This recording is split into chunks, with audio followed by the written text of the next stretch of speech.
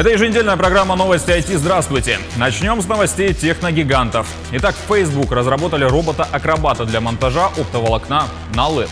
Он самостоятельно передвигается по проводам и монтирует кабель. В компании утверждают, что использование робота окажется дешевле традиционной прокладки кабеля.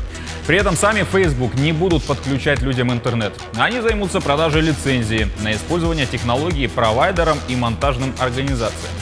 Первая из них начнет развертку уже в следующем году. Как заявляет разработчик, сосредоточиться на использовании именно LED решили из-за того, что это избавляет от необходимости строить собственную инфраструктуру и прокладывать кабель под землей. Google предъявлен второй иск в США за отслеживание пользователей в приложениях. Поисковик продолжает собирать данные даже после того, как пользователи отключили функцию «История приложений» и веб-поиска. В иске утверждается, что сбор данных происходит с помощью Google Firebase, ПО, разработанного для хранения данных, доставки уведомлений и рекламы, а также отслеживания глюков и кликов. Firebase работает внутри приложений незаметно для потребителей. И даже когда вы, следуя инструкциям, отключаете отслеживание, Google все равно продолжает следить. Также в прошлом месяце компанию обвинили в том, что данные записываются даже в режиме инкогнито.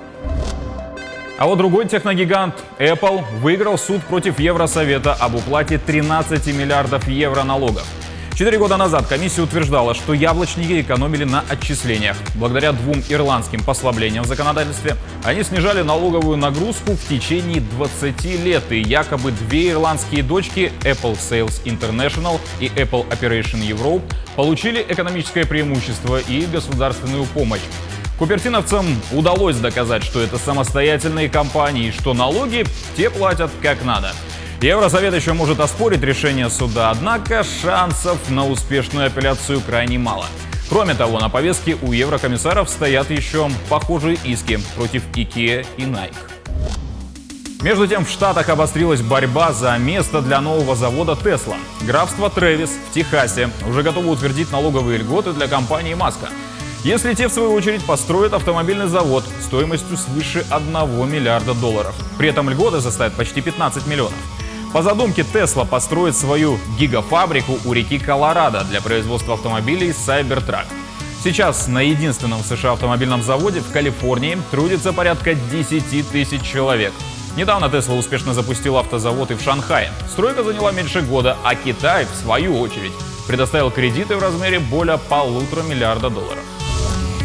Конкуренцию Tesla с их Cybertruck'ом хочет составить Nissan. Они показали свой электрический кроссовер Ariya, который должен стать символом обновления и восстановления концерна после длительного скандала и снижения продаж. И по факту японцы впервые за 5 лет выпускают на рынок совершенно новую модель. Серийная версия электрического кроссовера Ariya от японского концерна Nissan призвана повторить успех десятилетней давности его же хэтчбека Leaf, одного из первых экологически чистых автомобилей. Руководство компании рассматривает новый паркетный внедорожник в качестве символа возрождения и восстановления позиций, пошатнувшихся в результате скандала вокруг бывшего руководителя Карлоса Гона и падения выручки. Презентацию в режиме онлайн провел президент и генеральный директор Nissan Макото Утида. Максимальная скорость составляет от 160 до 200 км в час. Разгон до сотни от 7,1 до 5,6 секунды. Кроме всего прочего, машину украшает обновленная эмблема Nissan. Продажи начнутся в середине 2021 года, сначала в Японии, затем в Соединенных Штатах и Канаде, а также странах Евросоюза и Китая. Цены стартуют с $40 тысяч. Характеристики Ariya сопоставимы с техническими данными автомобилей Tesla, и японская модель может отвоевать хотя бы часть доли рынка у компании Илона Маска. В течение первого года планируется выпустить 30 тысяч экземпляров.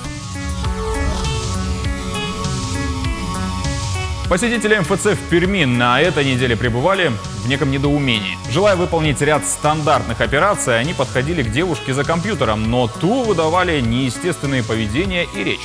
По факту оказывалось, что с ними разговаривает андроид. Внешность девушки, кстати, подбирали из 1000 вариантов, и в итоге нейросеть выдала нечто среднее между россиянками. Центр госуслуг в Перми принял на работу новую идеальную сотрудницу, которая не опаздывает, не просит отпуск, не болеет, не уходит на обеденный перерыв и при этом работает совершенно бесплатно. Как вообще первый раз сообщались? Первый. Я вообще сначала не поняла, какая-то женщина странная сидит, это робот. Действительно, это белокурая женщина – робот-андроид, созданный, чтобы упростить гражданам получение различных справок, например, об отсутствии судимости. Механическая сотрудница умеет задавать общие вопросы, при помощи встроенного сканера изучать предоставленные документы и сверяться с базой данных. Выглядит робот как среднестатистическая россиянка. Ее внешность разработала нейросеть, проанализировав тысячи женских фотографий. Пугался, если честно, когда первый раз увидел. Как-то эта внешность не очень. Но не так-то бы можно подойти, да что пообщаться. Андроиды разработала российская компания PromoBot, основанная в 2015 году уроженцем Перми Олегом Кивакурцевым. Проект только стартовал, но предприниматель уверен в успехе своего робота. Его задачей является обслуживание посетителей многофункционального центра, сканирование документов, прием заявок на оформление документов, выдача, а также общение, консультирование и помощь людям. Целью данного проекта является автоматизация большинства рутинных процессов служащего МФЦ, повышение качества обслуживания и, безусловно, эффективности, поскольку у роботов нет проблем человеческого фактора, им не нужен перерыв, им не нужен отдых, они не уйдут в отпуск и всегда будут работать в приподнятом настроении. Это первый в России случай, когда андроид заменяет специалиста по оказанию госуслуг. Кивакурцев полагает, что в недалеком будущем такие роботы смогут избавить сотрудников МФЦ от 10% рутины.